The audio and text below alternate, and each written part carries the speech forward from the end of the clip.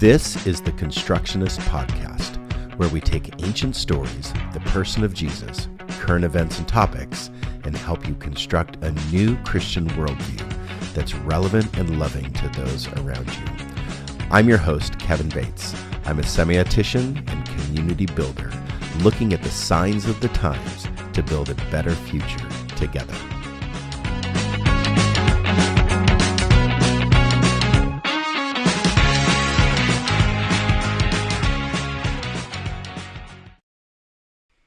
You are tuned into the Constructionist Podcast tonight, and we are continuing our 9-part series of the body, constructing a new you. And tonight's topic is healthy relationships. And we're going to be discussing how these relationships, whether toxic or healthy, affect the body, mind, and spirit. So as the Constructionists, we desire to help the community and really each one of our listeners, but the community that is around us and the community that is around you, to learn a new framework of worldview that's relevant and loving to people.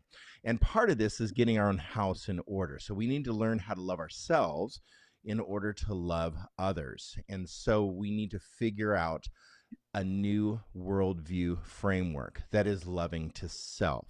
We want you to watch a TED.com video called The Benefits of Not Being a Jerk to Yourself by Dan Harris.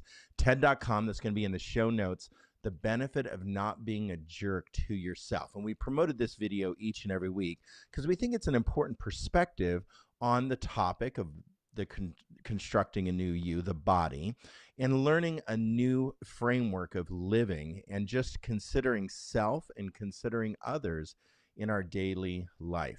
So in previous podcasts, we've discussed how when we deconstruct things, if we don't have a vision forward, if we don't have a goal or some point that we're moving towards, we many times become the very thing that we are rejecting. And so as we deconstruct, we need to construct a new worldview. It's oftentimes very easy to become the very thing that we are being so different from. We become exactly the same.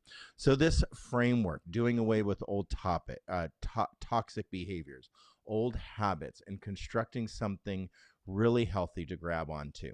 So this is our thinking space. We're here to just present ideas.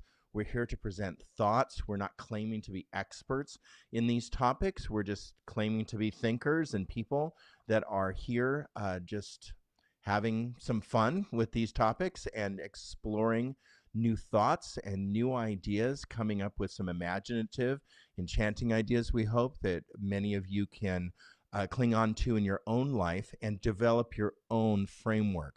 We're not giving you a framework. We're not telling you what to do. We just want you to adopt some things maybe into your life, some practical thoughts and maybe some theologies to live by, hopefully that would be a benefit to your life. So this 9-part series is, as we've gone through this, maybe you can go back and pick up some of the previous episodes, because as we've gone through this, we've built on each of the podcasts. So these are standalone, yet they are very closely related to the previous episodes. So we talked about goal setting. We talked about habits and toxic behaviors. We talked about self-concept and the idea of beauty. Fitness and nutrition was a 2-part series. The second part was with Stacy Cannon of Cipher.life. You could check that one out. It was very good. Spiritual practice and meditation was last week. And today we're talking about healthy relationships. Next week, we're going to talk through mental health. And then, of course, something that's often neglected is rest. And so our last 9 out of the 9-part series, we're ending it with rest. So note to our supporters, number 1, we want you to watch our episodes. We want you to engage with us. Type in some things in the social media chat box that you listen to and you engage with. We'll respond to those in real time, like this is live right now, so we'll respond to those. During the week, we also want questions to come to us, and so we'll respond to those throughout the week as well if you're picking this up through on the weekday. So this is, of course, free to you, and we want to always give this information out free, so that's why we're doing it on a social media platform that is open to everybody. If you want to support us and become a financial supporter, go to resonatelife.org to the Give tab, and you can sign up to be a financial supporter if this is beneficial and you want to give to us in this way. So today we're talking about healthy relationships, and we're also just synonymously talking about toxic relationships too. So we're using healthy relationships. That's the goal. But maybe we need to deconstruct some toxic relationships that we have in our life. And maybe that is just a toxic relationship that we have with ourselves, that we need to deconstruct something about self in order to capture and construct something about self that's healthier for our future. Well, first I want to just open up with talking about relationships in general. And there is an old saying in the church that, since I'm a pastor, I've been a pastor for 25 years. And so there's an old saying in the church that we should have relationships because relationships matter to God. And that has always been a saying in faith communities. Relationships matter to God. And I think that that is true, that relationships matter to God. But that's kind of in the clouds thinking. I mean, I don't see God walking around. I mean, I might experience God every once in a while. I might claim to have a relationship with God personally or corporately or communally. Yet relationships need to be and are essential to my life here on earth. And so relationships are important and need to be important to us as people. So relationships are important to me. And I want to change that I have relationships because they're important to me. And as Sharia talked in the pre-work is, she doesn't want relationships with people because God told her to have a relationship with her. She wants to have relationships with people because she wants to have relationships with people, because relationships are important to her. So relationships are important to us as a group, as the three of us, and we desire them to be important to you, healthy relationships, and we need to talk through that. So what do relationships do for us? Because if relationships are important, I got to figure out why. And so the why is this. Relationships actually do something for our lives. Interpersonal relationships are important because they keep us healthy. Now, that kind of sounds funny when you think, well, how could it possibly a relationship help me to be a healthy individual? Well, I would say that just communication and just interpersonal connection, having conversation with people, bouncing ideas off of people, maybe receiving some feedback on my ideas, thoughts, or what I do. Just having an accountable or having a interpersonal or a iterative type relationship with somebody brings health to our lives. And science actually proves that relationships elongate our life because we have interpersonal relationships. Studies have revealed that they bring enough joy or enjoyment for the long term. I mean, sometimes relationships get messy and difficult and they're hard, yet healthy relationships, they bring enough enjoyment to life that we live longer.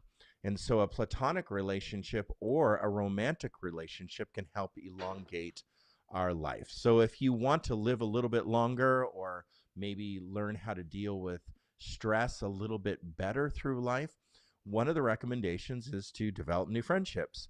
So it gives us that strong sense of belonging. It gives us that belonging that lets us, allows us, gives ourself permission to actually live a longer life. It helps us be more resilient to stress. Maybe we can communicate some of the stress out of us, and we are no longer just embodying stress, that we have some people that give and receive in relationship that helps us to navigate stress better. So it is proven that relationships bring great joy to our life. We share our life with other people, maybe through tough times, good laughs. It all results in a lot of joy. So I believe that since the beginning of time, now I wasn't around at the beginning of time, so I'm not sure, but I do believe that since the beginning of time, relationships have been around. And relationships are considered what they call the bedrock of society, of family, of community, of future. So things rise and fall on relationships. So they do bring great joy and provide a lot of support. So as we develop healthier relationships, having that support.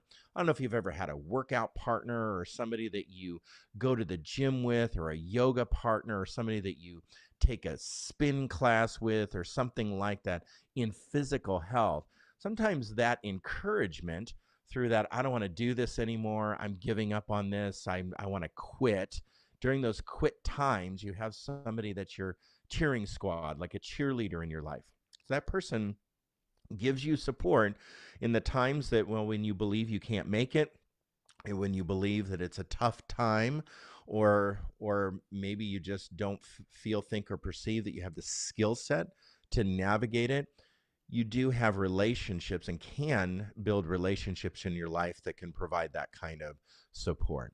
But something simple that I read some research on that's very interesting is loneliness actually creates just inside of us unhealthiness, either unhealthiness in our brain, like just mental unhealthiness, or actually physical unhealthiness. Loneliness or isolation, feelings of isolation can create not only just mental unhealthiness or physical unhealthiness, but just the isolation in and of itself for extended periods of time can be a very painful experience. There's something different between being alone and lonely. So being alone is a state, being lonely is a sense of a painful experience of maybe extended long periods of time of aloneness.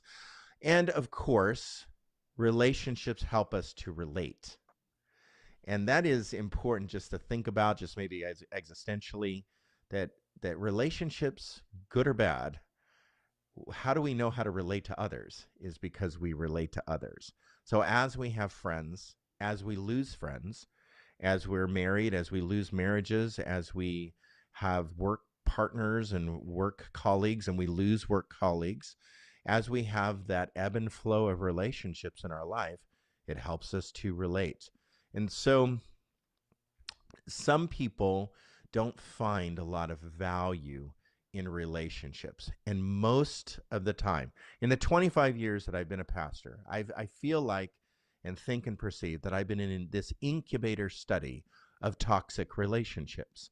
So the church many times is full of toxic relationships. Lots of people with hurts, habits, and hangups, they come to church, but then they develop and they have the same behavioral patterns in church that they went to church for, or trying to seek help or answers for. And so a lot of times I would say that many churches just don't provide the avenues for healthiness. They don't provide the avenues of overcoming some of our toxic behaviors. So the conclusion of that is the church many times is full of toxic behaviors without growth. That's the problem. Without overcoming or providing the necessary tools or outside influences, therapy, counseling, and such. Those things are not promoted necessarily in many church environments.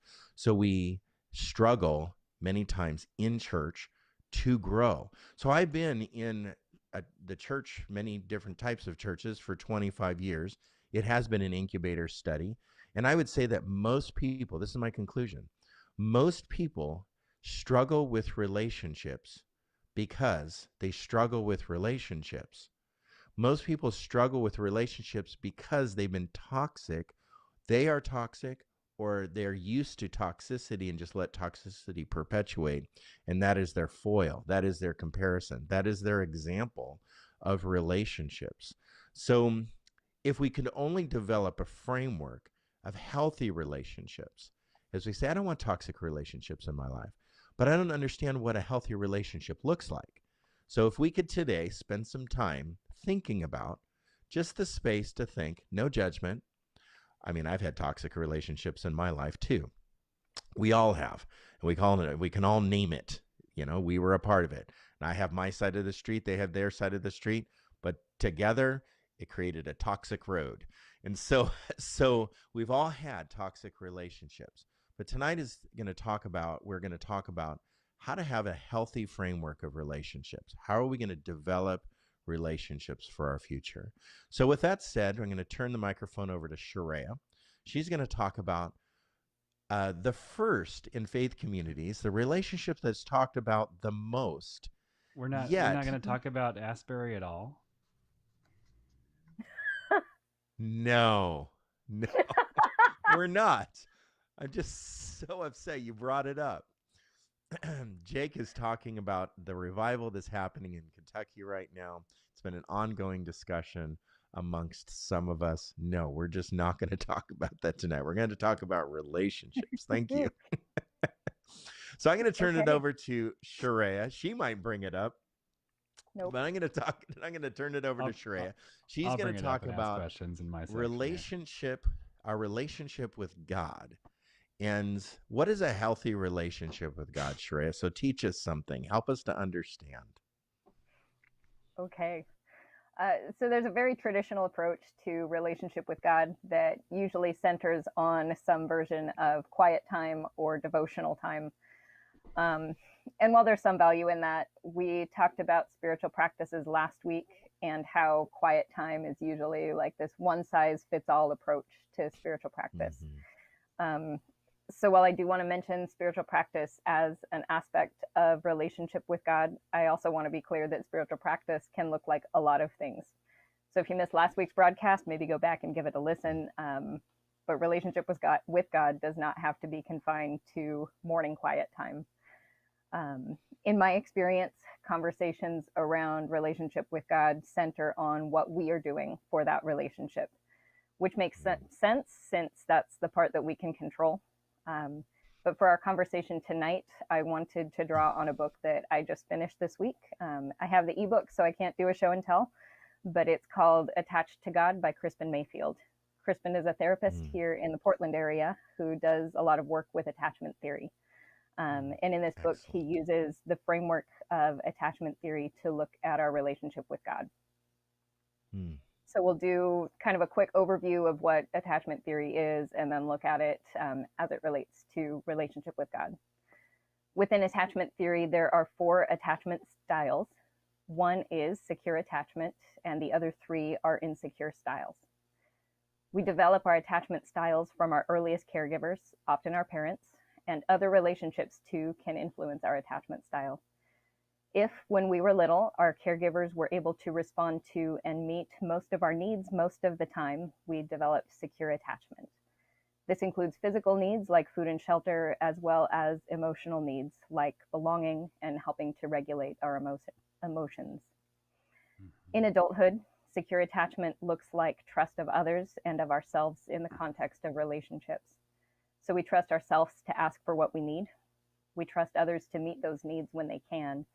And we trust ourselves to find healthy ways to get our needs met when others are not able to do so. So that's secure attachment.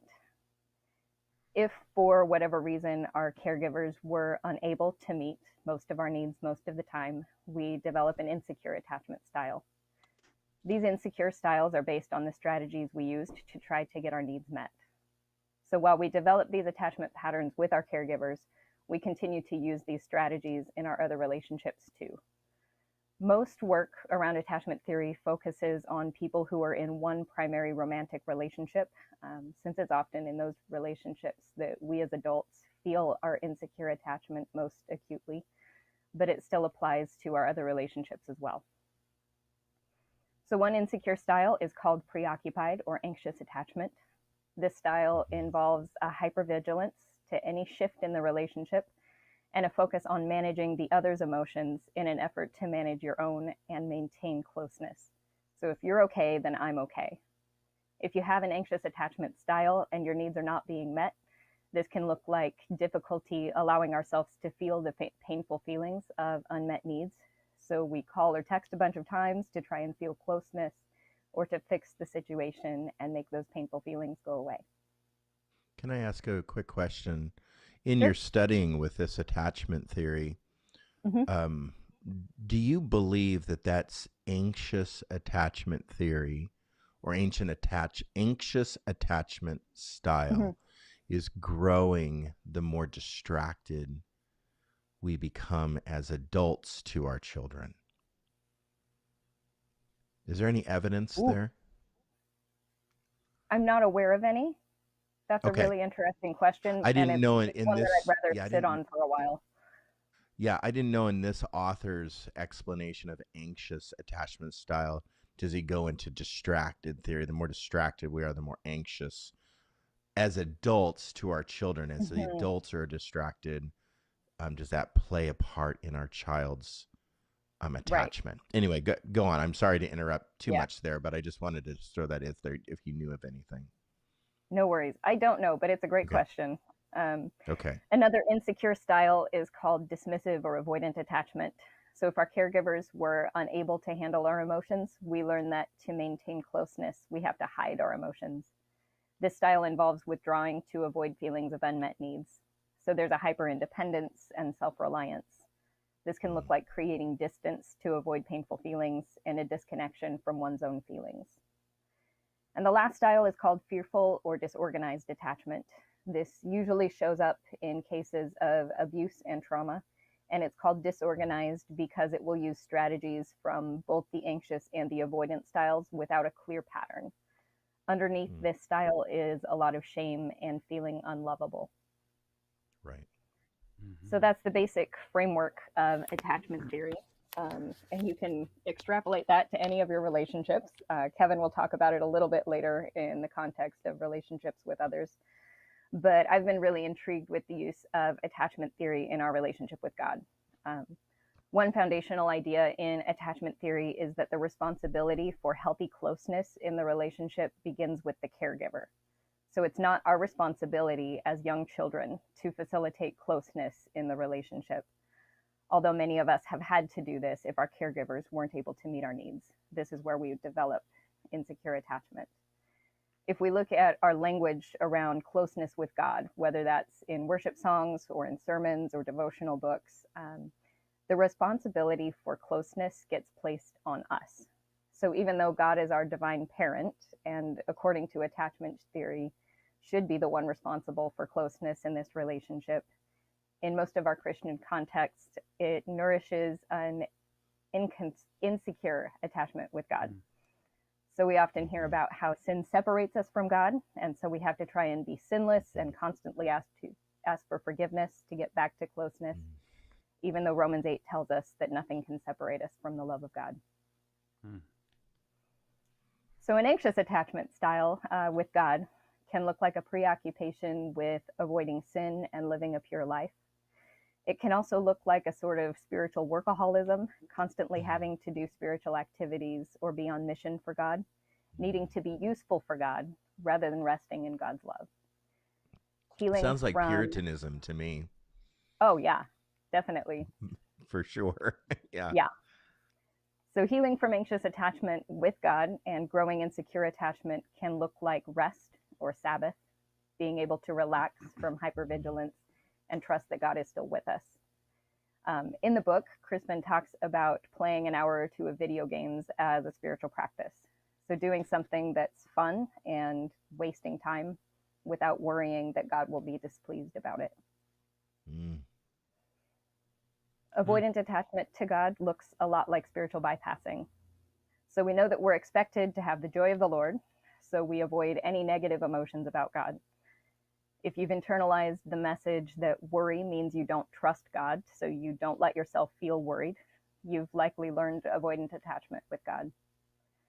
Since emotions with God feel unsafe, an avoidant strategy can look like turning to theology to make sure that one has an answer for any difficult question that might bring up some difficult feelings. And similar to anxious attachment, it can look like frequent volunteering in church to do things for God rather than be with God. Growing to a more secure attachment with God looks like allowing ourselves to be seen by God. It means sharing our negative emotions with God without the pressure to clean them up first, even when those emotions are directed at God. And then disorganized attachment. I mentioned how disorganized attachment is characterized by shame. In relationship with God, it means we've internalized the message that we are a sinner. Some theologians will emphasize this identity, telling people that God is disgusted with us if it weren't for Jesus' sacrifice. In disorganized attachment, we view God as a judge who is always ready to punish us, Or we might believe that God loves us because God's required to, but that God doesn't actually like us. God is only pleased with us to the extent that we have become more like Jesus and less like ourselves. If we feel unable to be like Jesus enough, which shame tells us we can't, we then try to make God like us a little bit more by hating the parts of ourselves that are least like Jesus. Mayfield says, there are reasons to change and grow and heal and transform, but getting closer to God is not one of them. If we try to change ourselves because we fear disconnection, it won't lead to healing. For shame-filled spirituality, it works the other way around. The antidote to shame is connection. When we can allow ourselves to be seen and known by God as we are without trying to change ourselves, we grow towards secure attachment. Meditating on God's delight in us, like the parable of the woman who loses a coin and then throws a party for her neighbors when she finds it, or the father running to and welcoming home the prodigal son. These stories can help to heal disorganized attachment. Letting go of evaluation and strict routine can also help to heal disorganized attachment to God. So when our focus is on whether or not we're growing in our relationship with God and what we need to do next for God and whether we're backsliding or not, we're focused on everything that we're failing to do or not doing, and we create the conditions for shame to grow. So try putting away the strict routines for a certain length of time, probably at least a month, and see if you can allow yourself to be as you are without having to be better. That's incredible So information. I think that a couple of thoughts that I had that just are just off the cuff. I mean, this is like really good stuff. It's a great I book. do. Yeah, it sounds like a great book. That's in the comments section. Jake put the link in the comments. Attached to God, a practical guide to deeper spiritual experience. Would you agree, disagree that any insecure attachment style to God is really the foundation is shame? Probably. That actually was my question, was going to be there too. Like I think when I was listening to your kind of the narrative of each one, I just kind of came back to that idea of, well, that has like the avoidant. If I'm afraid to have negative thoughts about God, there's some shame there. Like if I do, then yeah. So somebody along the way, however I was taught, learned about, gave my life over, was discipled in some poor way or whatever it is, shame was at kind of the foundation somewhere in there. Maybe it was the impetus of change, right? Well, right. I think the disorganized one probably has the signature. Okay, this was just beat over the head with a stick of shame. Yeah. Which is obvious. But yeah, as I was just thinking through, that it seems like that is a very common theme, I guess. Yeah, maybe varying levels of shame underneath each of them. Right. It makes me think about trauma in our relationship with God and the revival that may not be named. I'm thinking about the trauma that's going to come out of that scenario. Yeah. And the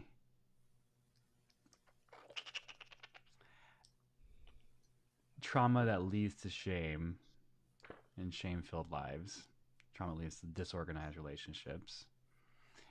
Can we blame God for our trauma and shame in our relationship? I think if I look at Jeremiah and I read all the way through Jeremiah, I don't know if anyone's ever picked up that book, but it's in the middle of the Old Testament. It's part of our avoidant attachment style. I'm avoiding it at all costs. Yeah, and a lot of his appeals to God are the trauma that God is causing him and Hmm. Israel and all these things. And so I think when you talked about how to heal from those disorganized relationships, that God has a part in that trauma as well. Hmm. And we have to understand that part and heal from that. Yeah, I would agree. I think if God is God, then God is big enough for that, and it's okay to blame God. Mhm.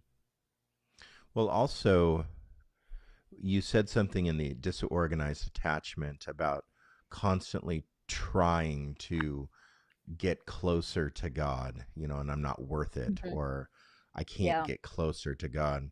I think the mental shift that many of us have had to make is, well, maybe God is already close, Hmm. right? We're already close to Right. God. It's just that needs that just shift, that paradigm shift needs to take place. Another Yeah. thought that I had. Oh, go ahead. I'm sorry. Yeah. Well, I think if um, if you associate God with a certain emotional experience, um, Yes. right, like you have to sing the right song to be able to feel God or whatever. The 5 point That palm technique or something out there, right? Yeah, Right. I think that's where it gets difficult to make that shift because when the feelings go away, is God still there? Mm-hmm. Right. And some people have a lot of negative subconscious experiential times or emotions about God. I just Hmm. met somebody the other day. I was in line at the bank and I didn't meet them. I just, I encountered them. And they, he was collecting his money from the counter, and he's like, well, I got to go pay some bills. I guess it's better to give than to receive. He's like, I don't know who the hell said that, but he was stupid. And were you like, I'm a pastor, I know who said that? Yeah. And so I walked up to the counter, and the teller looked at me and said, I think God said that. Didn't God say that? And I'm like, I think God said that. Yeah. So people, that's just something funny that I experienced this week, but that just kind of shows me, we do have like even isms about God that were drilled in our brain in a very negative way, that we have an avoidant or a disorganized kind of hateful approach to God. I was just thinking also the avoidant personality or the avoidant attachment style that you mentioned. And you Hmm. said we have to have theological answers for Hmm. everything. I'm seeing that a lot in our society right now, where the counter to everyone's like open thought. So somebody will have a new thought about something, or they'll just share it on social media, or they'll give their opinion about something. I don't give my opinion about nothing on social media anymore because I just don't want to deal with all the haters. But there's a lot of just theology bashing, or Hey, what I'll Kevin, call we are theology. sharing, we are hardcore sharing our opinions on social media right now. Oh, I guess so. I guess so. Yeah, I guess so. I don't share anything on social media. Here I am. Um, On no, social media, I don't type anything. I don't comment on anybody's they have to stuff watch and besides. listen for they to really get Yeah, the they just nugget. have to watch and listen to a podcast.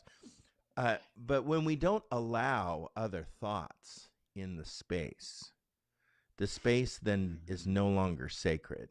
It's no longer holy ground, to be honest, because when we are so narrow because of our avoidant attachment style, I call it, and then you're just like squashing everybody's fresh idea, or what do you think about this, or the wonder, or the standing in awe, being amazed, it's like, well, what about this, or maybe God acts this way, or maybe God is this way, and that all of that is being lost, and that enchantment is being lost in our society. And and I was reading the other day, it's called giving a theological wedgie. So if you're a theological wedgie giver or a fundamentalist wedgie giver, where you come along and you just like have an answer for everything, and the answer is no, you're wrong and I'm right. You're giving theological or fundamental wedgies to everybody, and you just need to stop. And so You're a tool. that's that avoidant attachment style where like you're not allowing for anybody else's thoughts or any other ideas to come into the space, and therefore the space is just, well, it's pharisaical, it's control, it's not sacred, and it's no longer a sacred space. Yeah. Think in response of yours, thanks, Shreya. There's a concept of the dark night of the soul. Yep. And yeah, dark. Antifunken, Dark. if you want to be German like Luther. So you may never ever feel God in your life. You may never feel like a relationship. You may never feel like God's present, like God's there, that you've never had a movement of the Holy Spirit, if some people say that in you. And that's okay.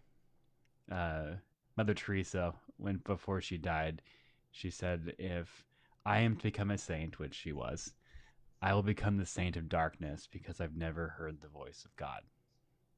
There's some earlier writings where she says that she did hear the voice of God, kind of, but throughout her entire ministry, she never heard or experienced God. And like we all know Mother Teresa, doesn't matter what faith, what denomination you're in, you know this person. And someone that spoke so loudly God did not hear anything back, did not feel anything back, did not have the emotion back. And I think in these attachment styles, it's an introspection of where you're at as well, that your relationship with God reflects how you view yourself. And sometimes that's pretty dark. Well, that was excellent, Shreya. Thank you for that that collective Overview of information. It's really important to really focus on our relationship with God, but then why am I behaving, acting, feeling, believing a certain direction? Yeah. So, Jake, our next relationship to talk about tonight is creation. And so just before you get started on this, there's an idea in the sacred texts, all over everyone's sacred texts, about the idea of covenant. And the idea of covenant is this idea of relationship. And in a God covenant, you maybe have heard of like the Noahic covenant, where Noah came off the boat and there was a new covenant. And that new covenant had to do with people. It had to do with like the human beings. It had to do with God, but it also had to do with the earth, with creation in and of itself.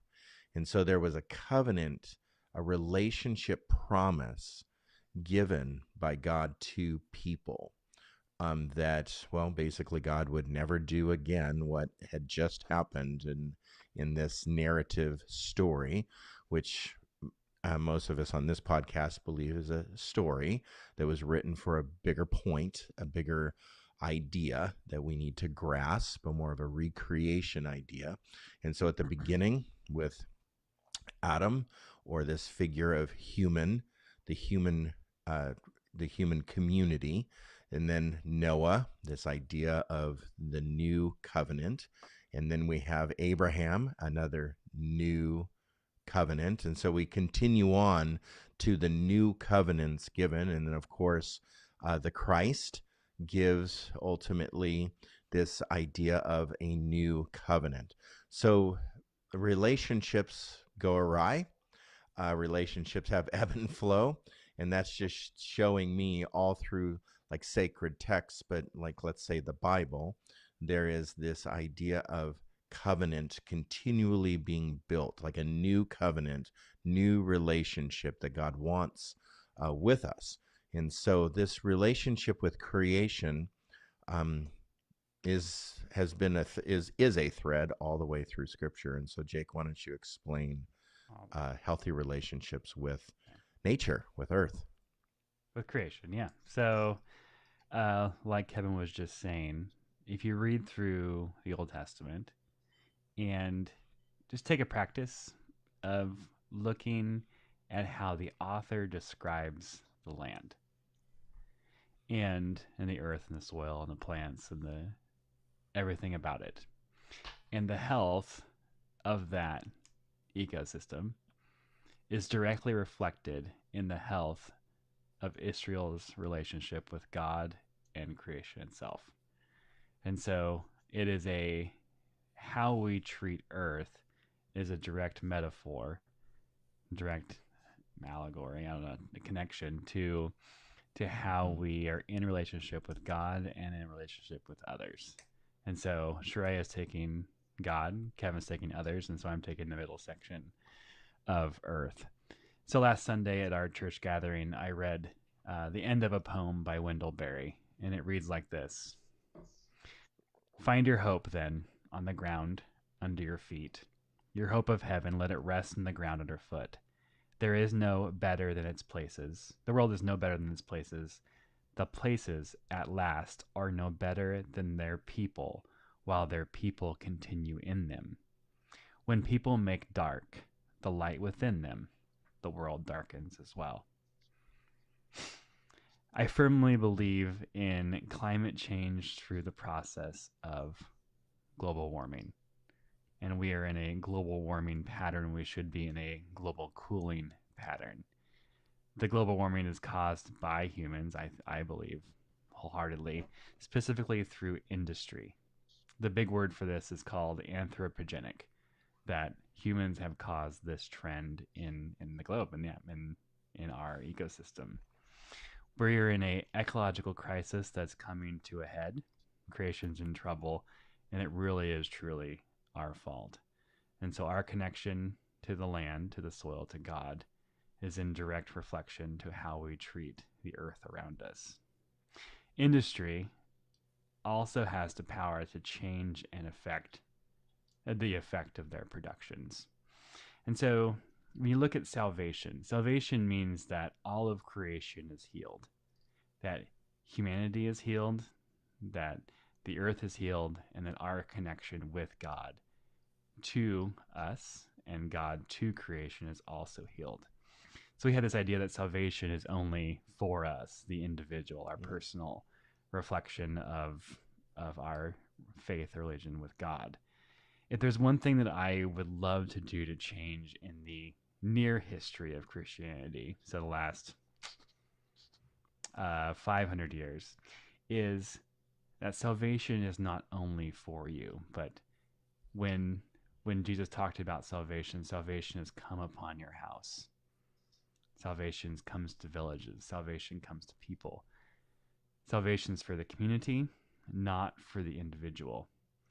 So as you look at healing and change, think about it outside of yourself. And as Kevin talks later about relationships with others as well, that our job is to create healing and create spaces that people can heal. And so that is part of creation.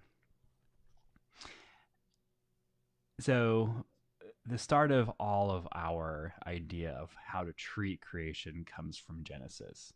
And so we all think, I think on this podcast, if I can just speak for all of us now, that the first 3 chapters of Genesis are 3 independent tellings of what the author believed or written down, that the narrative of how the world started or came to be.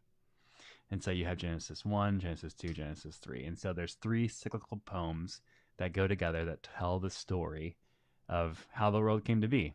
And that is not a science textbook. That is not a fact-based idea or narrative. It is a prehistorical account to how people thought the earth came to be. And so you have metaphors in it like Adam, which comes from red earth, that the blood is spilled into the earth and God breathes in the nostrils of Adam, and the red earth comes to life. And there we have ourselves. The crux of the entire ecological crisis is that we are disconnected from creation. We don't touch it. Most of us are not farmers, so our culture is not built on agrarianism. We don't grow our own food, most of us. Shreya has this up a little bit, but most of us do not grow our own food. We're a technologically advanced society, so we hover above creation. We're always trying to manipulate creation, make creation work for us, make our suffering as God casts Adam and Eve out, and you will toil in the soil, right? That there will be weeds and thistles, and you will struggle to survive. Our entire goal in life is to make that struggle easier.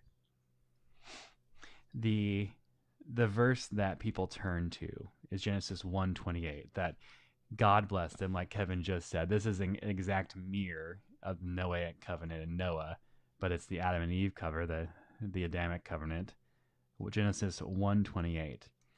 God blessed them and said to them, "Be fruitful and multiply, fill the earth and master it. Take charge of the fish in the sea, birds of the sky, and everything crawling on the ground." Some translations say dominion, that you are fill the earth and have dominion over it. We take that to mean it's ours to use up. This is not that word. Dominion is the idea of skillful mastery or skillful gardener, the green thumb, able to take organisms from seed to growth to harvest, even visual harvest, like flowers and such, to seed again. Through gardening, and gardening as a culture, I think we've also lost that. Think about when you were young, how many people actually held gardens around you. But through gardening, you can fight poverty, hunger, and even as people in the United Kingdom and the United States during World War II, gardening was used as an idea to fight fascism, which is a super interesting concept, that you had the power and you were going to do everything that you could do to make sure that you stopped fascism in its tracks. So the world is not yours or mine to mine. No one owns the moon. I always think of those news articles of who's going to mine the moon. Can we just leave the moon there, please? Everybody out there listening, yes, please. Just leave the moon there. Some ideas I come away with is know where your food comes from. I think that's super important. That I was listening to a podcast the other day that every item of food on your table, for the majority of Americans out there, has passed through the hands of an immigrant at some point. Has even passed through a hand of, could be an indentured servant, could be even a slave. So as you're looking at your table and looking at the food that you have, all of your food is so interconnected to wealth and poverty. So know where your food comes from. Know where your clothes come from. Read your labels, read your tags. Things that are more ethically sourced are usually more expensive, and that's the issue that we're having to deal with. And so you may have to spend a little more and buy a little less to make sure that you know where your stuff is coming from. A couple weeks ago, we talked about skillful mastering, knowing how our bodies work. That's also part of creation. That we are in our bodies for 80 some years or more. And so knowing how your bodies work, truly, what you're allergic to, what you thrive on, how fats and carbohydrates and excuse me, proteins work when you take them in. Try to grow something. I think the greatest come out of COVID might have been all the houseplants that people took on, because you had to really struggle to keep those things alive as you were also trying to stay alive for a while too. I think that houseplant industry went up like 700% during COVID. It's huge. Huge, yeah. But just try to grow something. Try to keep something alive. There's a dead monstera next to me right now. Just try to keep things alive. Fight against the things that will have negative ramifications for your grandchildren and great-grandchildren and so on and so on. There's this idea of the seventh generation concept that I think is really great. and it even mirrors the Old Testament scripture. No one owned the land in the Old Testament. When you looked at the time of the judges, all the way up until David or Saul, no one owned the land. The land owned you. And so that was the biggest switch from judge to king as well, is that now you have a centralized power where somebody actually owns that property and you're not just taking care of it as stewards. But the Iroquois nation are the ones that come up with this idea, the seventh generation. The Iroquois nation also is the longest participatory democracy in the world, and it started in 1142. And so just think about how long that they have stuck with this system as well. This is in their constitution, written a long time ago. We now do crown you with the sacred emblem of the deer antlers. This is the high chief. The emblem of your lordship. You shall now become a mentor of the people of the 5 nations. The thickness of your skin shall be 7 spans, which is to say that you shall be proof against anger, offensive actions, and criticism. Look and listen to the welfare of the whole people, and have always in view not only the present, but also coming generations, even those whose faces are not yet beneath the surface of the ground, the unborn of the future nation. The new 7th generation concept, even the household cleaning products, honor the last 3 generations before you. There's debts that we have to pay that our parents did and our grandparents and great-grandparents. Huge debts. I think in that spot timeline, think about all that we have changed and grown through and went through with war and injustice. Yeah. So we have things that we have to come into repentance with, into a revival from. Plug that in again. Looking at our own generation, what are we doing right now to creation to change it from being healthy to being sick, unhealthy, not productive? And making decisions not for today, but for 75 years from now. So every decision that you make has a rippling effect that will affect 75 years or more from now. How we eat, what we spend, what we drive, those all have ramifications far beyond what we can even fathom, really. I view redemption as this triangle. Soraya talked about our relationship with God. Kevin soon is going to talk about our relationship with others. But not enough is talked about with our relationship with creation. And it's part of the process into coming into correct and whole being. It's about respect. Creation, as Kevin said earlier, should wow and stand in wonder. If you've lost the wonder and awe, go to the last place that you had it. Think about that. Where's the last place that you stood in awe or stood in wonder? That you didn't know how something worked, that you tried to figure it out. Start from there. So that's what I got for that creation section. Any thoughts or questions? That's very fascinating because we don't talk about it enough. And the group that talks about it a lot, actually, besides the Native American concept of the 7th generation, the other group that talks about it a lot are Buddhists. And Buddhists have a very connective tissue in their relationship with creation. Because creation in Buddhist theology or Buddhist practice is creation is neither bad or good. It's neither good or evil. It's alive. Mm-hmm. And it's conscious. So because it's alive, it therefore is conscious. And since we're conscious and nature is conscious, I have a symbiotic relationship with that. And as I become more enlightened in a Buddhist practice, the Dharma tells us to become more enlightened, Therefore, I become more closer to nirvana. But in my enlightenment, in the Buddhist nature, I become at one with that nature. My enlightened nature becomes more at one with the creation nature. So my enlightenment, therefore, tells me to take care of the earth. My enlightenment tells me to garden the earth or to work in symbiosis with the earth.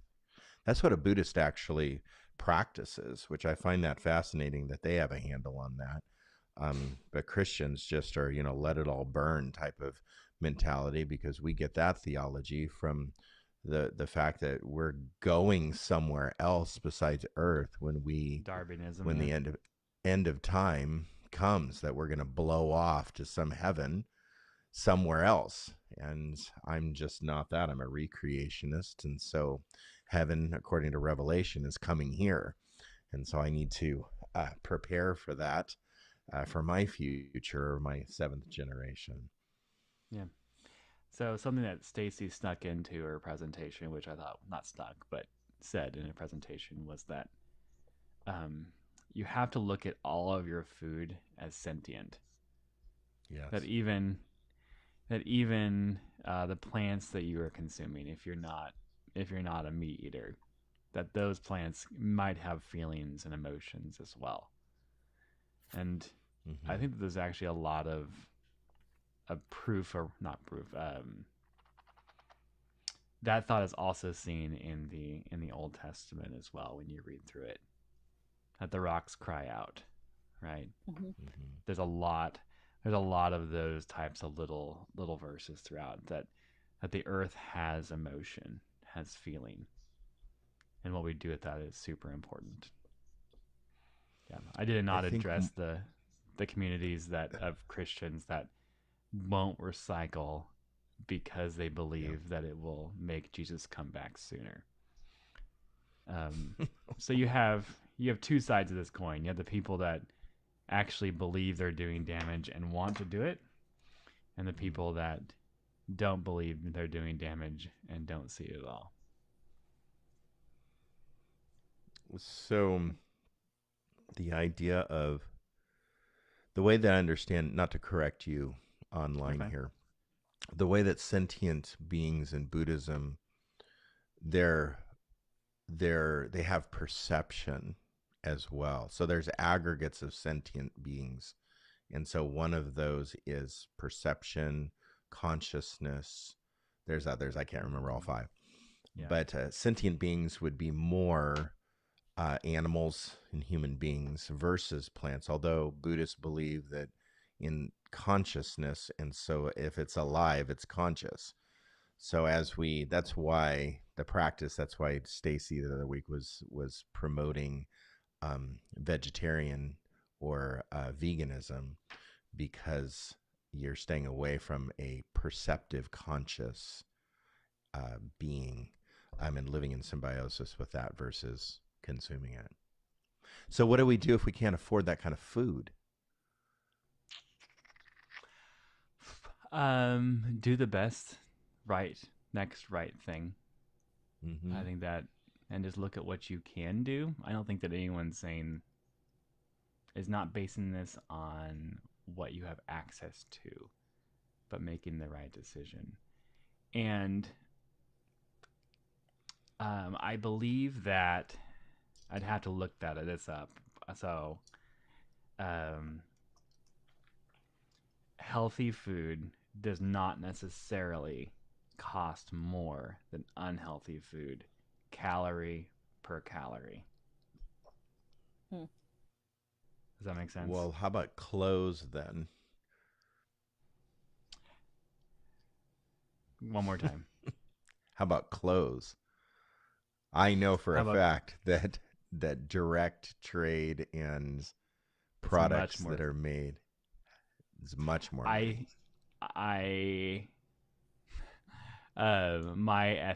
thought is that when you buy ethically, those clothes will last longer than clothes that are not sourced ethically. How about secondhand? How about if I Sure. choose to give it another cycle? Is that a more Recycling. ethical practice? Well, no. I, Like with clothes, like if I go to a yeah. secondhand store and I Hmm. buy, maybe it was made, like from unethical practices, but I'm giving it a second round. I think Would using that those fit in things an as ethic? much as possible are great. Yeah. That Yeah. you So the three R's of recycling, right? Reduce, reuse, and recycle. Right. Right. Of conservatism, yeah. So recycle is the third. First, we have to reduce. We don't need Right. everything that we have.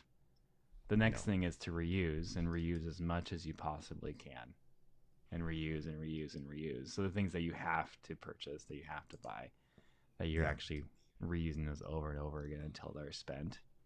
That's why it is more ecologically sound to buy an old vehicle that's broken down, like that's not the best in gas mileage, than to buy a brand new electric, because the amount of virtual water that's gone into that, what is the battery is made out of, and we can go down that huge rabbit hole. But the the idea of reusing and repurposing until it has no more give, I think is the main idea of conservatism that we have.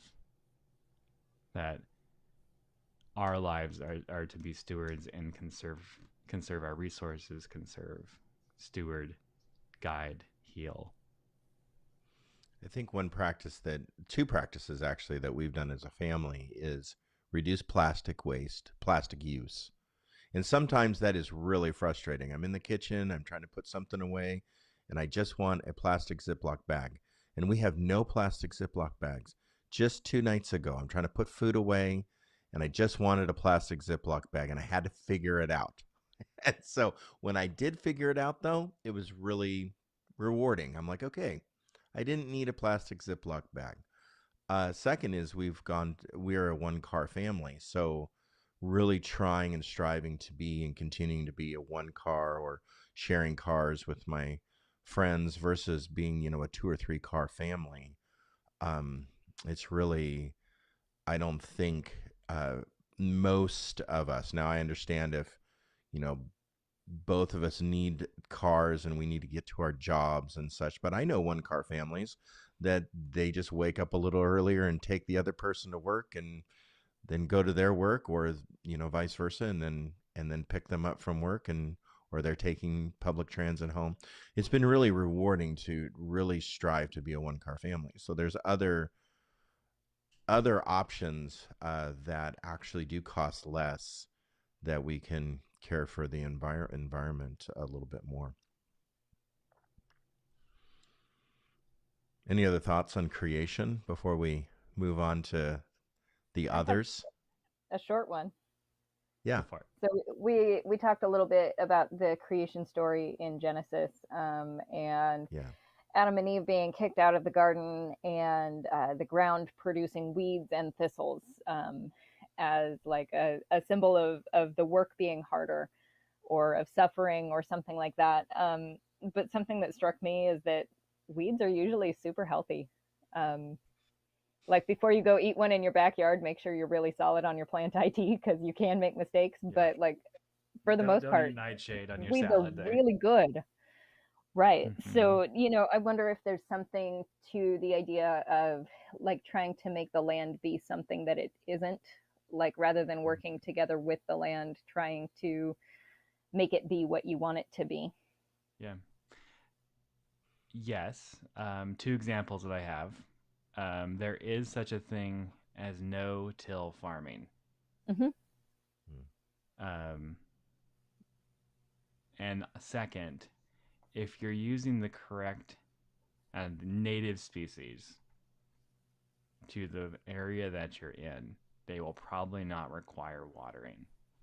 So Yep. there are Not a species of lot, Oregon anyways. corn. They're not super sweet. They don't taste the best.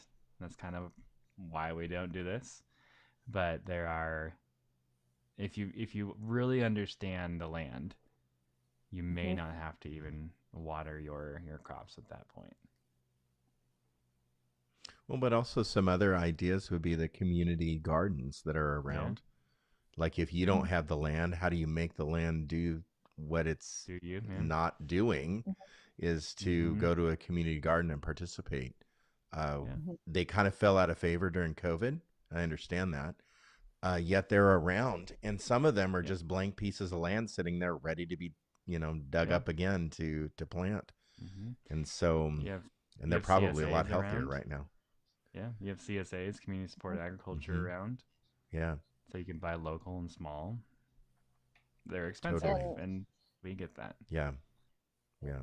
another thought around that too is not just food that supports humans, but plenty of our native plants also support other native species too, and that's also important to our own livelihood and the ecosystem Mhm. and creation and all that. Plant So native attachment wildflowers. style to the so if I apply Sharea's attachment style to the earth, to creation, I think that we have a disorganized view of creation, attachment style to creation.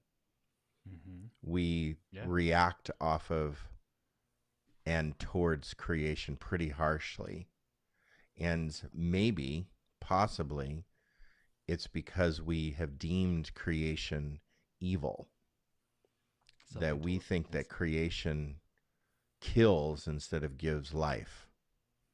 And so, whether it be humans killing humans, waves killing humans, tornadoes, earthquakes in Turkey and other places, Syria, I think it was Syria, right? Turkey and Mm-hmm. Syria. Just recently, however many tens of thousands of people have died in those regions. So we think we deem creation magnificent when we see the awes and the wonders, when we go and visit the canyons and the cliffs and the mountains and the snow, and we're like, wow, this is incredible. But then, do we really have a secure attachment style to creation? I would say that many people, because, well, climate change has been politicized, and there's been a lot of natural disaster type things that we've lived through in my 50 years. So I would say that our relationship with creation might be a disorganized relationship, maybe built off of trauma. Well, let's talk about the relationships that are, I guess, typical. This is a typical talk, um, that probably the relationships that cause us the most trauma are human to human relationships, because we have to deal with them on a continual 24/7 basis.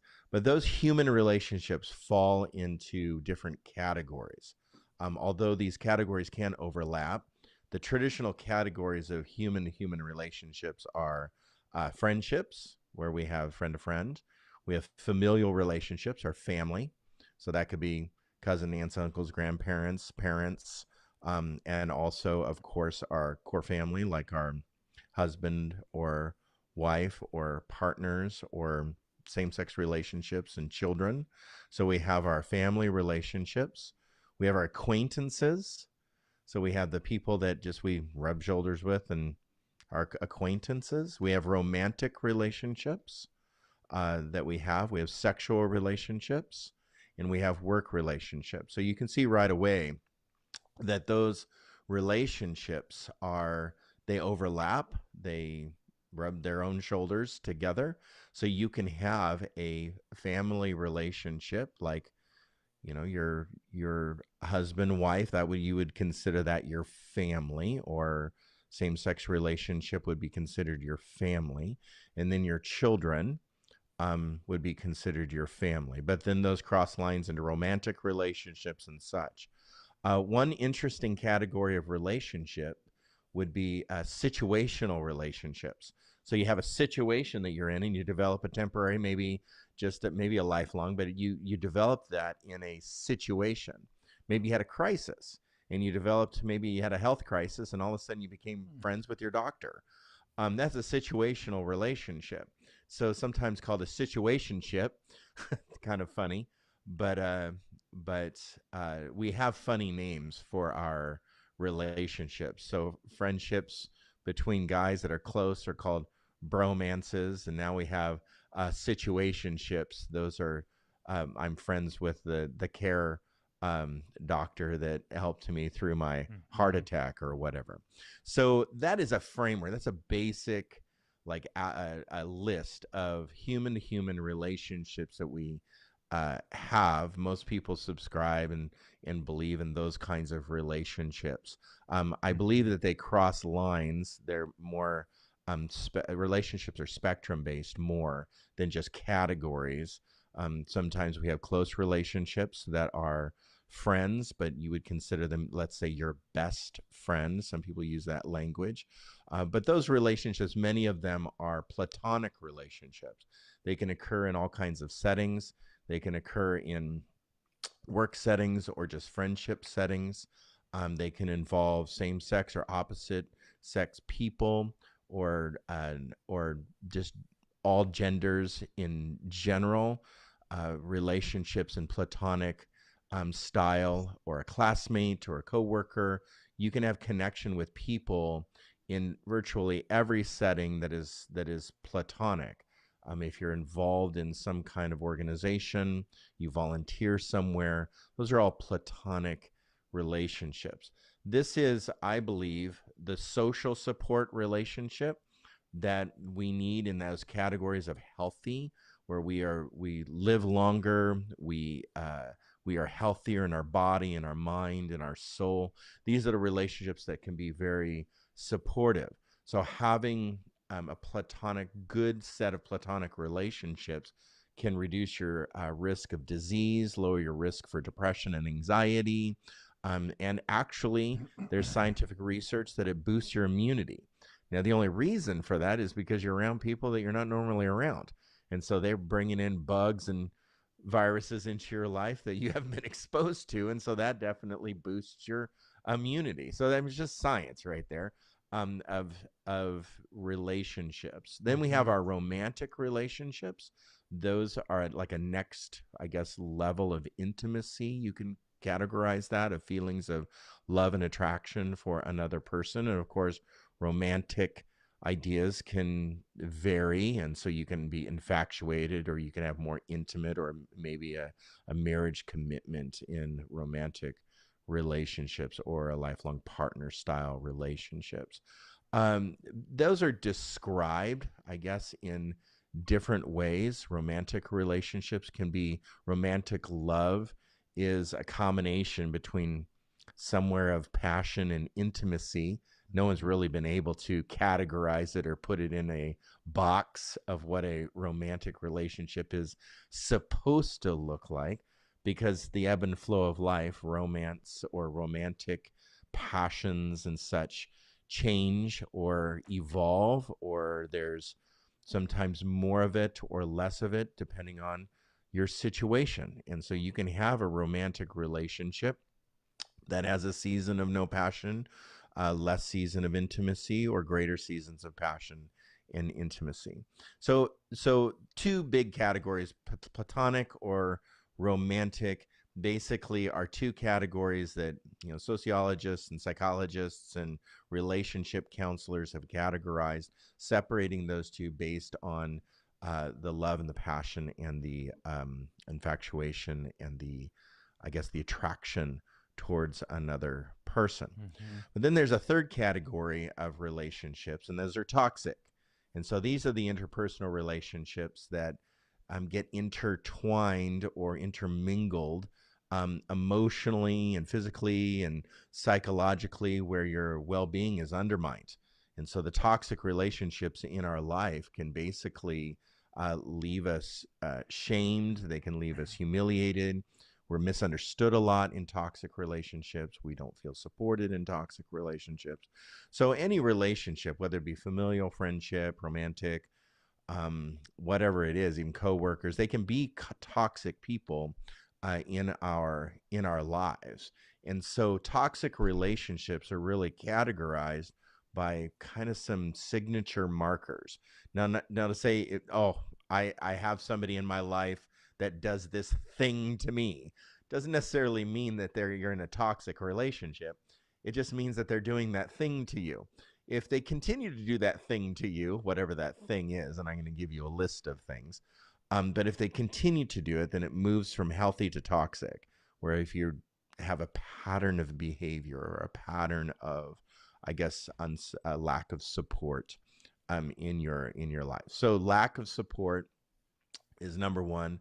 Blaming, constantly blaming, competitiveness, controlling behavior, disrespect, dishonesty, gaslighting, hostility, jealousy, passive aggressive behaviors, poor communication, and causing stress. So those are kind of the signature markers of a toxic relationship. And that can happen in both romantic and platonic relationships. But it's given this special category because many of us have dealt with toxic relationships. And we need to learn about them, know about them, and hopefully get the support and the counseling and the therapy that we need to overcome being toxic and also overcome the relationship that is toxic, and saying no to people out there that I would say, I can't have a relationship right now with you in the type of situation that we're in. So learning to say no. In my years of being in a faith community, I've learned that really relationships are on a spectrum. You have close relationships, you have not so close relationships. A lot of people in faith communities use the word family, brother, sister. They use affectionate terms. You can grow close relationships in faith communities as friendships, and some of those can even, I've seen, turn into romantic relationships, where you're missionally dating in a church or whatever. but they really are, relationships are more on a spectrum. They can evolve, they can de-evolve. You can be close for a while because you're working on a project together. You can grow, they call it growing apart. You can grow apart. Just because you're growing apart or growing close doesn't make it toxic. And just because you have closer relationships with others and not so close, those are not the signature markers of toxic.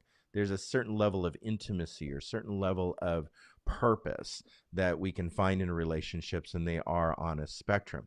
So I've actually seen divorced couples with children very effectively co-parenting their children. Very effectively. They are parenting their children better now as a divorced couple than they were as a married couple. Why? Because they discovered that they weren't effective people together, and they just didn't work. And either one was maybe too abusive, one was maybe struggled with anger. Somebody took that anger out on another individual. Maybe they were an addict. Maybe they just, in the marriage, they just lost their identity themselves. Maybe there was just a process of losing self in the marriage. Once they got out of the marriage or out of the toxic relationship, they might have matured up. They might have gotten the healthy resources they needed and grew through a lot of toxicity in their life, and they became a great co-parent. So whatever happens, whatever the reason of divorce or the reason of a breakup of a marriage, I'm specifically talking about marriage, I've seen it. I've seen them not be an effective couple together, but definitely being an effective co-parent. It can be done if you're willing to do the hard work, and that's the thing. You're willing. I've heard of divorced couples being very good friends. I've heard of a divorced couple that own a business together and they own a business together when they were married. They couldn't figure out their relationship married. Now they're great business partners, and they have boundaries. Of course, they're both remarried, or excuse me, one is remarried. The other one's not remarried, but they have great boundaries. They're working together for each other's success with those boundaries in the same business. How is that possible? Well, I think that just working together and doing the hard work of co-life or co-working together or co-parenting, it can work. Now, I just mentioned the word boundaries. I don't think that boundaries is a universal term that you can just throw out there, one size fits all.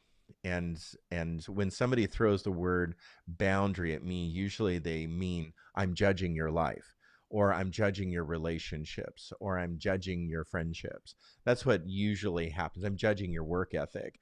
That's what they mean by you need boundaries. You need to take time off. You need to do this. They're actually judging me. I wish that they would just say you need to take some time off or have some work boundaries or whatever. But they use this word boundaries. It's just a kind of a term that people throw out there, one size fits all, because they actually think that you're not living your life right. Your relationships are not right. And so therefore they throw out this word. I think that relationships are very complex. I've been in the relationship business for, a quarter of a century, and I definitely believe they're complex. I think they're more complex in faith communities than not in faith communities. We have all the resources available to us, and we reject them, like counseling, therapy, and psychology. So we reject a lot of the resources. So therefore, we live in this cluster of an environment of relationships, and they get even more complex because we think God is going to fix everything. God's going to fix my marriage. God's going to fix my parenting. God's going to fix my life. And we don't look at the resources around us. So I would say, just in general, relationships are very complex in nature to begin with. And having boundaries in relationships are very important. I think that boundaries basically are mutual agreed upon rules of engagement, space and time and place by all parties. And so those are very personal. Coming up with good, healthy boundaries is a personal decision. And that we mutually agree upon. So we need to be very careful about how we judge other people. I know great groups of friends, college friends that are still college friends. They're still friends out of college 20 years later. They're still running around, carousing around, doing life together and loving life. And you look at it from the outside and you say, why don't you grow up? Why aren't you growing up? That's a really harsh judgment call, because they've just found a great group of friends that they just love doing certain types of life together. I know people that have been friends for 50 years. How do they last that long as friends, being friends for 50 years? Well, I would say that what we're not familiar with, we usually judge.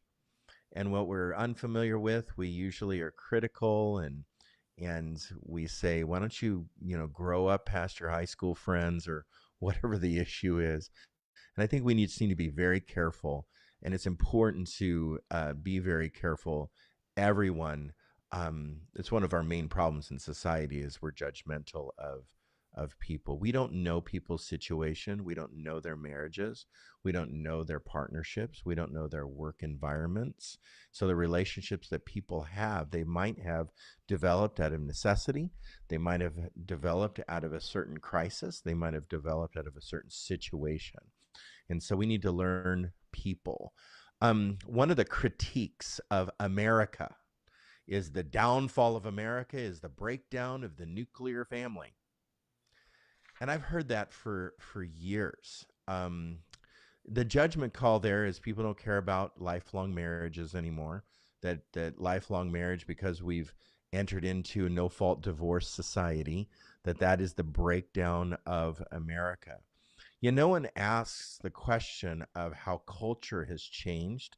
No one asks the question of the pressures that are put on and the stresses that are put on people, the new types of trauma that people are experiencing, work demands.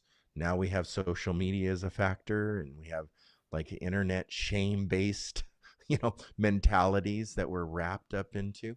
So no one is really asking those questions. How is that affecting our relationships, our marriages, our friendships? Nobody's asking really that. Well, some people are, but I know that faith communities are not asking that question. We're just judging people. Oh, your relationship's not working out. Oh, you're thinking about divorce.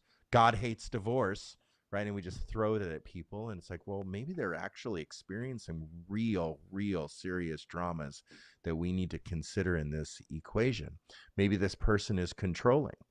And maybe the person that leaves is finally free to be themselves, or to have a relationship with God, or have a relationship with others, or to be able to spiritually be whole, I think we really need to be careful of our judgment call here. Maybe they're a healthier person outside of their relationship, current relationship, because it was so toxic, like a toxic control. So I would say that is divorce the breakdown of the breakdown of the nuclear family? Divorce is the reason for our cultural collapse, or was the breakdown long before? I would say the breakdown was long before. People remained in toxic relationships and were abused for long periods of time and felt no way out. That had an effect for generations. You talk about seventh generation thinking. That's had an effect for generations of time. So I would like us to be very careful, because I think that the breakdown of our culture wasn't the breakdown of the nuclear family. The breakdown of culture happened long before divorce was as common as it is today, long before. So which is it, right? We need to have careful consideration of the judgment calls of what a breakdown of a culture is, or healthy relationships are or are not. The church is notorious for defining what a perfect relationship looks like. And if you do not match up to that standard, you are not acting in a godly way. So there's lots of shame around parenting.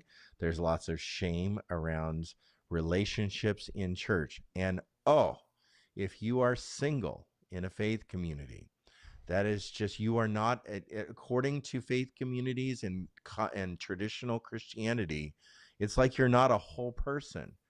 People don't know what to do with you, and it is a disgrace, I would say. Think about all the apostles and in Jesus self, right? Think about who Jesus was, and what Paul said about being single. We have really done a disgrace to our single people, because they could have wonderful relationships in the church with married couples, with parents, with the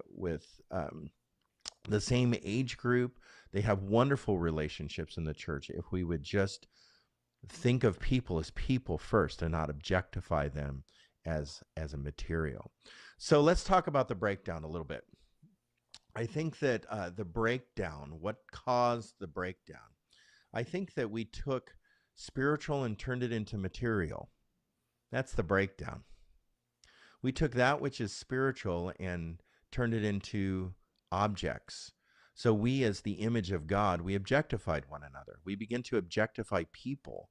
The breakdown comes from instead of building people up and love between others and taking the greatest command seriously, and cultivating intimacy and connection and avenues of connection, living in that wonderment of, that's amazing. You people are amazing. Your relationships are amazing.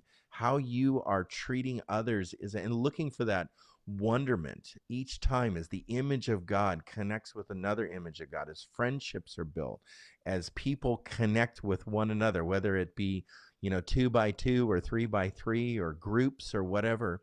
The mystery of all of that, the mystery of relationships, has been lost, I think, in the church. Relationships have been manufactured.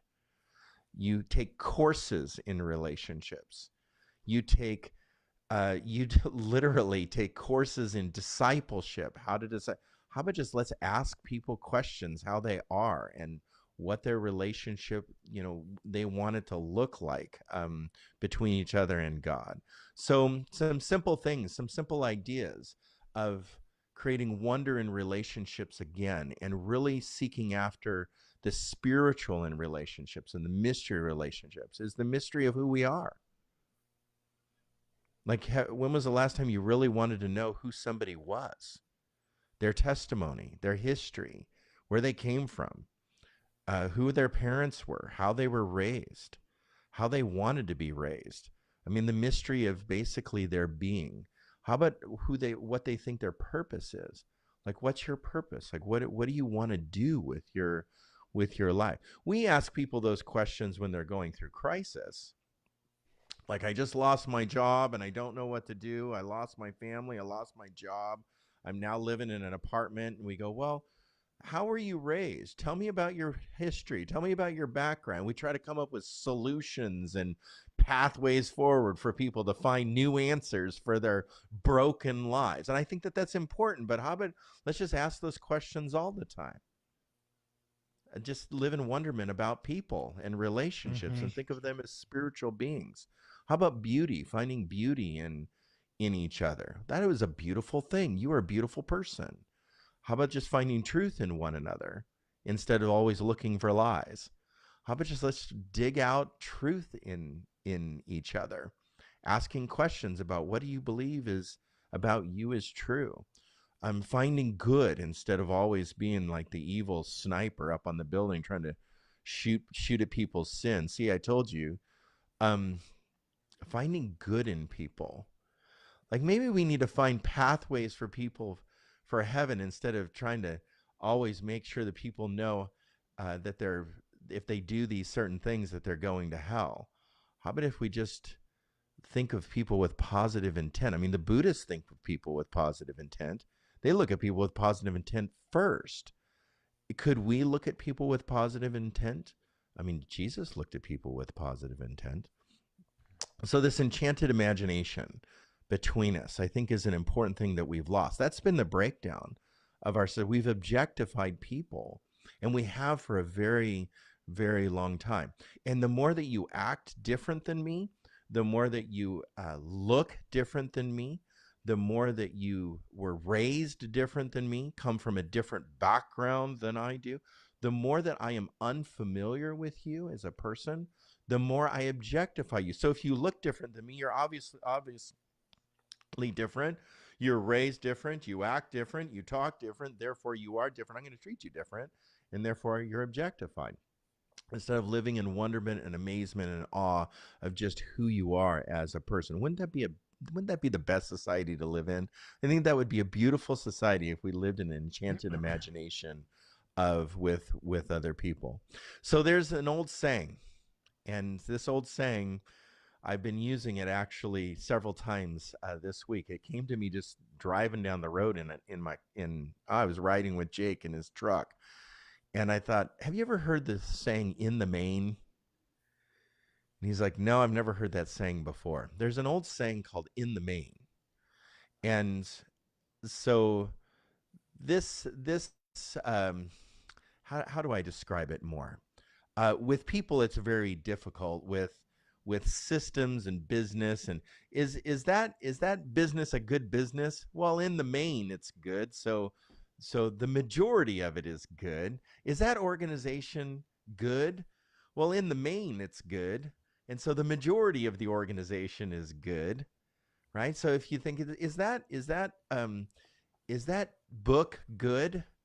Well, in the main, it's good. So the content of the book, the most of the book is good. I know you have those fringe paragraphs, those margins that don't really make sense or are too complicated in that book, but in the main. So there's this old saying called "in the main," and in the main, the majority is good. And so when you say something's good in the main with people, the majority, a lot of their behavior, probably 99% of who they are, just because they're the image of God in the main, they're good. And for the majority of people that I meet, they're pretty darn good people. I haven't really met too many complete neurotic sociopaths in my life. I haven't met too many psychotic weirdos in my life. Most people that I meet are in the main good. They're good in the main. And so if we could only look at another person as maybe generally just a good person, that they're good in the main, that they're beautiful in the main, that they are the image of God completely, and in the main, they carry that image. They're a beautiful person. They could look different than you. They can act different than you. They can be raised different than you.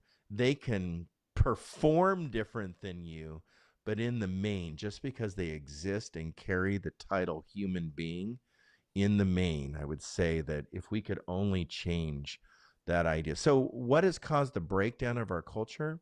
I think we've objectified people, and we've done it for a very long time.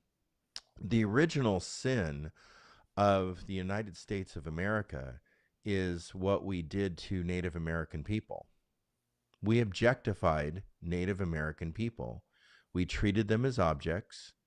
We thought of them as less than, and we called them names, and we put them places that we thought they should go. We did the same thing with slaves. We did the same thing with women. We are still doing the same thing with women. And we're doing the same thing with people of color, with racism and systemic racial issues, with systemic racism in our society. And so we need to stop. What has broken our culture completely down is the objectification of othering people. And I call that othering because in Jesus's day, he looked at the Pharisees and thought that they were all in the wrong, and they thought they were all in the right. And they were all in the wrong because they thought of the people that were other, the ones on the margins, the Samaritans, the woman at the well, the woman caught in adultery, the tax collector, the person on the side of the road, the person that couldn't walk, the person that couldn't see, the person that couldn't talk, the person that had a skin disease. All these people were othered. They were put in the margins. And Jesus picked them up off the ground and turned to the Pharisee and said, these people are going to heaven. You're the one that's going to the gnashing of teeth, he would call it, or you're going to the Gehenna. You're going to the trash dump. These people are the ones that are going to be saved. Turned to the prisoner, the criminal, and said, this day you will be with me in paradise. So I think about what we've done with the other and how we've othered people. We do it all the time. We're not familiar, so therefore they're on the outside. So I would say that just because you are a human being, that makes you beautiful, that makes you good, that makes you wonderful, that makes you true, that makes you a child of God. Therefore, in the main, you are good. And if only we could treat another person. So where does the breakdown come from? Well, I think it comes from sin. And when we sin against one another, what is that sin? Well, we don't treat each other with equality. We don't treat one another with fairness. We don't treat one another with love. So when we break the greatest command, when we don't love one another, I would say that that's ultimately what ancient texts call sin.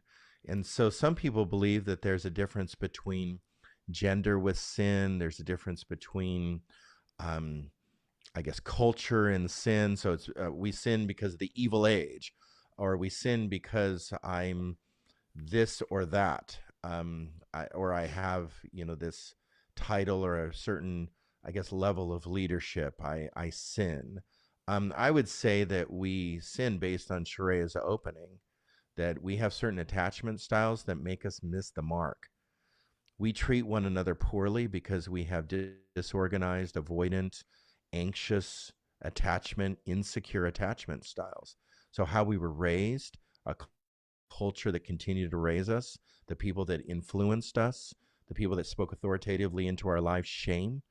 We carry that foundation of shame through our entire life sometimes without the hard work that Brene Brown would say, you got to do the hard work to process through and to navigate through those hurts, habits, and hangups in your life. Why?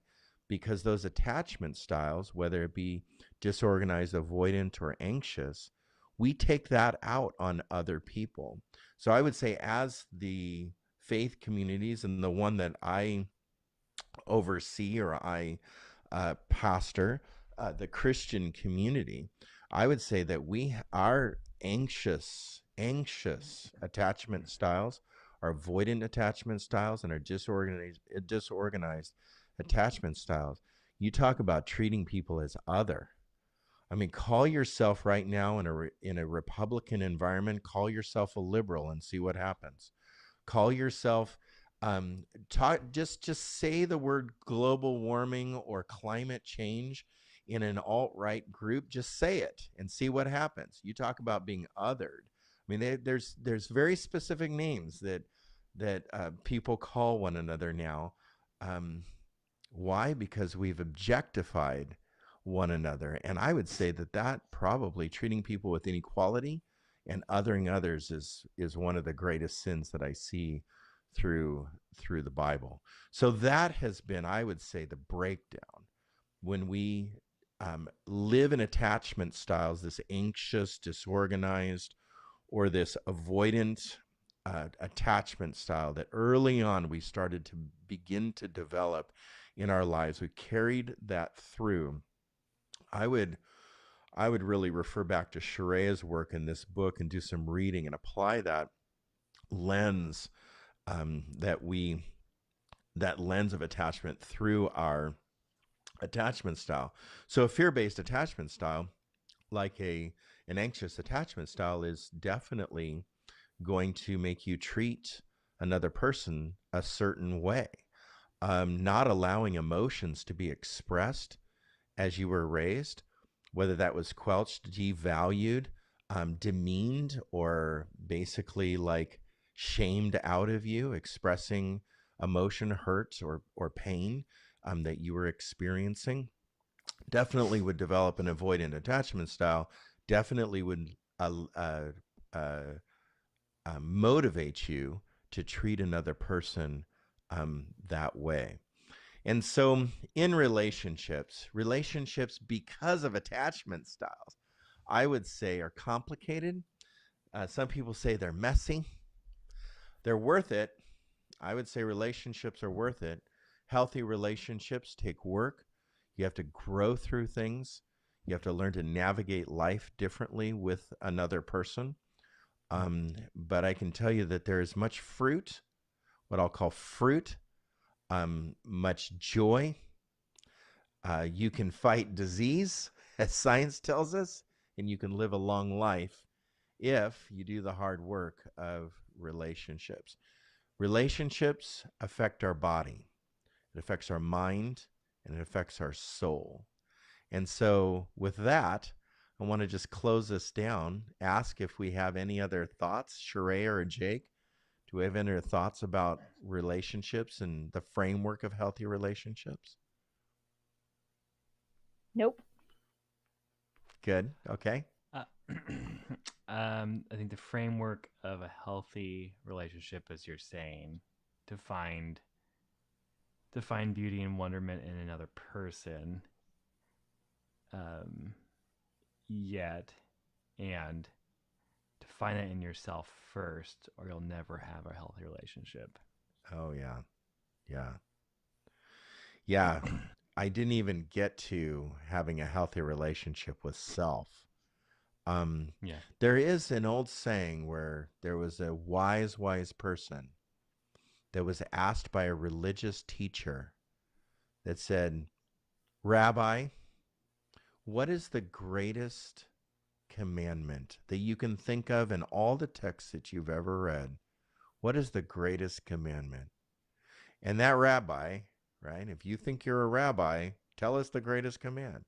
And so that teacher looked at the other teacher and said, the greatest command is to love God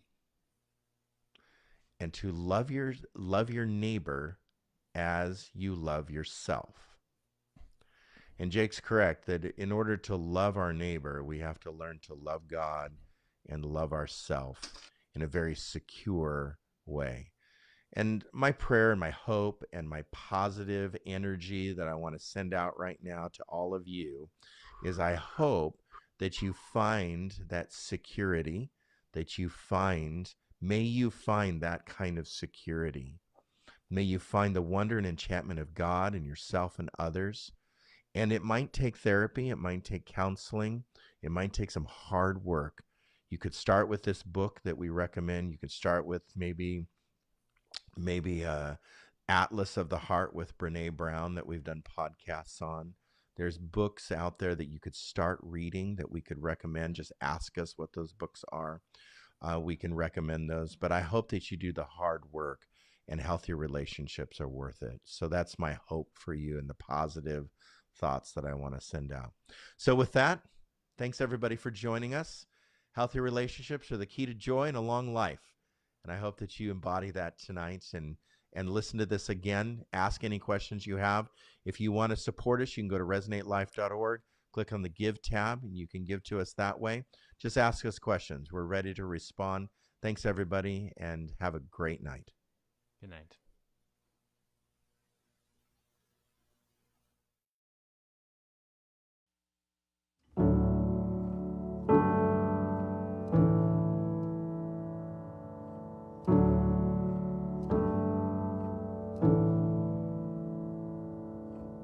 Gracious Father, we give you praise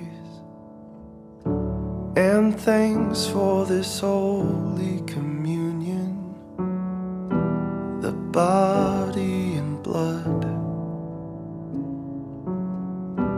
of your beloved Son. The body is broken, God's love poured open to make us new. Lord, make us new.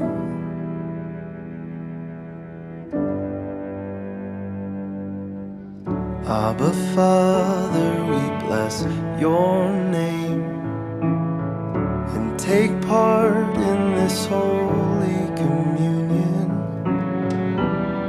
Make us all one, to love like your Son. The body is broken, God's love poured open to make us new. Lord, make us new.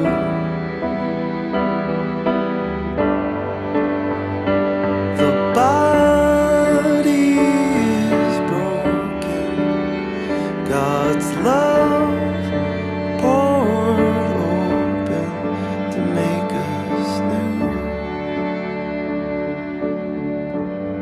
Lord, make us new.